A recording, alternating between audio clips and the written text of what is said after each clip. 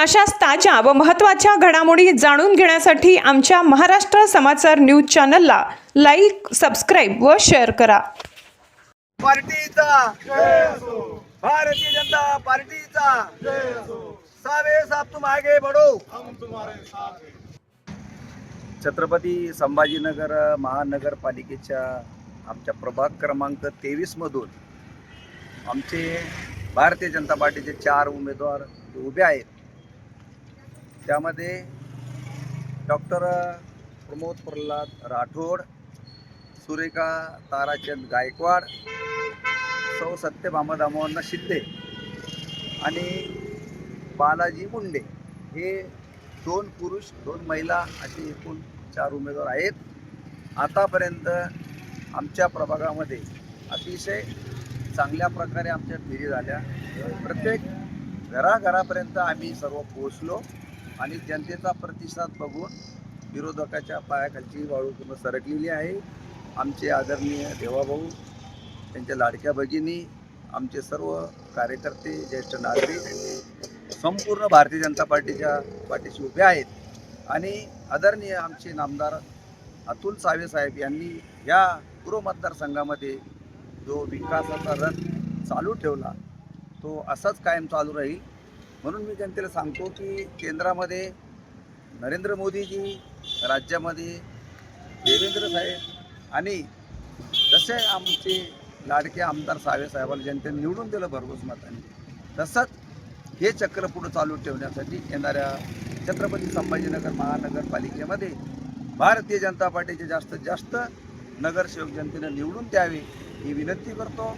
आणि येणाऱ्या 15 तारखेला कमळाचं बटन, 4 कमळाचे बटन दाबून 4ही उमेदवाराला भरघोस मतदान करावे आणि छत्रपती संभाजीनगर महानगरपालिकेच्या पूर्ण प्रभागामध्ये भारतीय जनता पार्टीच्या सर्व नगरसेवकाला मताधिक्यांना चांगल्या प्रकारे निवडून द्या. इथं भारतीय जनता पार्टीचा महापौर बसला तर ट्रिपल इंजिन सरकारवर केंद्रात राज्यात इथं जर असलं, या शहराचा विकास झपाट्याने झाल्याशिवाय राहणार नाही, एवढीच मी जनतेला शाश्वत देतो. तुमच्याकडे विरोधी लोक जे तुमच्यावर आता आरोप करत, समजा तुम्ही जे एवढं दाखवलं त्यांनी नाही आहे. बघा, विरोधकाचं काय होतं की आरोप प्रत्यारोप चालत राहतात. पण मी एक सांगतो, कोणत्याही राजकीय व्यक्तीने कुठल्याही प्रकारची एखाद्या व्हिडिओची शहनिशा न करता आपल्या जे आपली इमेज आहे त्याला शोभला असं करायला पाहिजेत. त्याची शहनिशा करा. हा व्यक्ती कोण आहे, हा व्यक्ती काय आहे, इथं काय हो राहिलं. अरे जो व्यक्ती वेडा, त्याला 3दा मुकुंदवाडी पोलीस स्टेशनने येरवडा कारागृहात नेऊन टाकलं. लिगल प्रोसिजर करून, कोर्टाची ऑर्डर करून, शासकीय मान्यता घेऊन. आणि वेड्या व्यक्ती एखाद्या महिलेवर 10-20 महिन्यावर हल्ला करतो. आणि आम्ही तिथं जातो, आम्हाला महिला भगिनीत फोन आला होता, तिथं आम्ही गेलो, तर आमच्यावर पण हल्ला करायला लागला. झटापट झाली. नंतर काही लोकांनी ते दगडं पण दाखवली. ते सिमेंटच्या रोडवर दगड दिसतं का आजकाल? सिमेंटचे रोड व्हाईट टॉपिंगचे दगडं असतात का? आमच्या हातात दगडं दाखवली. म्हणजे एडिटिंग करायचा प्रकार, मी तर त्याला ते सॅल्यूट करतो त्या एडिट करणाऱ्यावाल्याला, की त्याला नोबल पारितोषिक द्यायला पाहिजे. म्हणजे त्याला त्याला नाही, मग त्याला ते काय म्हणतात ते आपलं खूप म्हणजे जेवढा काही मोठं जगातलं पद असेल ते एडिटरला द्यायला पाहिजेत. आणि त्या एडिटरला मी शुभेच्छा देतो की तू असं एडिटेड करून लोकांची फसवणूक करू नको. पण आमच्या प्रभागातली जनता असं एडिट फडिटला काही आपले त्याला हे देणार नाही. म्हणजे आमिषाला बळी पडणार नाही. मी जर चुकीचा असतो तर 20 वर्षापासून आम्हाला जनतेनं निवडून दिलंच नसतं. तुम्हाला माहिती आहे की 20 वर्षामध्ये माझ्यावर 1 इंची सुद्धा दाखल नाही. मी कोणावर हात उचलला नाही, अरेकारी केलं नाही.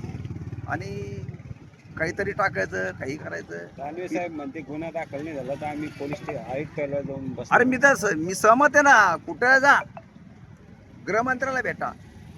मी जर काही केलं असेल तर मला या लोकशाहीमध्ये सदा मिळेल ना. हुकुमशाहीच होती इथं, हुकुमशाही. आपला जी राज्यघटना आहे डॉक्टर बाबासाहेब आंबेडकर लिहिलेली आहे, त्या घटनेमध्ये कोणालाही कुठलाही कोणावर अन्याय करण्याची मुभा नाही.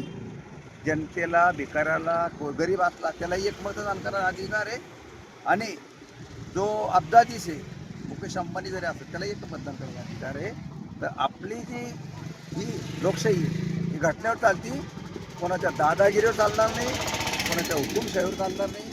कोणाच्या मंत्र्यावर बोलून चालणार नाही. एवढंच बोलतो. माझी शब्द